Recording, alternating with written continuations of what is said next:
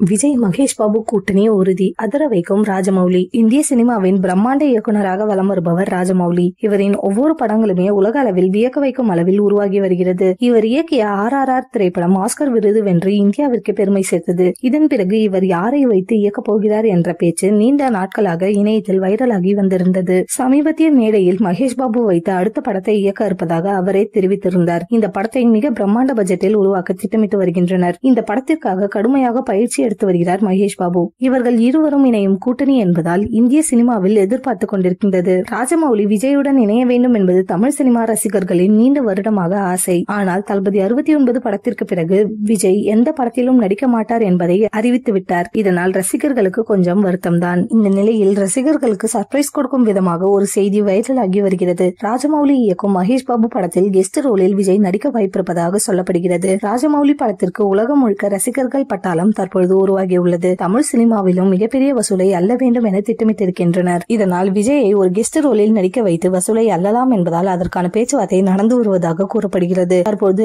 விஜயின் தளபதி 69 படத்தை தயாரித்து வருவது தெலுங்கு நிறுவனம் தான். இதனால் அவர்களை வைத்து விஜயிடம் பேச்சுவார்த்தை நடத்தி வருகிறார்கள். விஜயும் மகேஷ் பாபுவும் நீண்ட வருடங்களாக நெருங்கிய நண்பர்களாக இருந்து வருகிறார்கள். மகேஷ் பாபு தெலுங்கில் நடித்த சில படங்களை தமிழில் விஜய் ரீமேக் செய்து மிகப்பெரிய ஹிட் கொடுத்திருக்கிறார். கில்லி திரைப்படமே மகேஷ் பாபு நடித்த தெலுங்கு படத்தின் ரீமேக் தான். தெலுங்கை விட தமிழில் விஜய் சிறப்பாக நடித்திருந்ததாக மகேஷ் பாபு ஒரு பேட்டியில் தெரிவித்திருந்தார். அது மட்டும் இல்லாமல் மகேஷ் பாபு கிரீன் சேலஞ்ச் என்ற செடி நடுவதை விஜய்க்கு கொடுத்திருந்தார். அதனை செய்து முடித்து சமூக வலைதளங்களிலும் விஜய் பதிவிட்டிருந்தது குறிப்பிடத்தக்கது. இவர்களை இணைத்து நடிக்க வைக்க பல இயக்குநர்கள் முயற்சி செய்து வந்தனர். ஏற்கனவே மணிரத்னம், சங்கர் மற்றும் முருகதாஸ் இதனை முயற்சி செய்திருந்தனர். ஆனால் பட்ஜெட் காரணமாக இந்த படம் எதுவும் நடக்கவில்லை. ராஜமௌலி இயக்கத்தில் இவர்கள் இருவரும் இணைந்தால் எந்த அளவுக்கு இருக்கும் என்பதை நாங்கள் சொல்லி தெரிய வேண்டியதில்லை.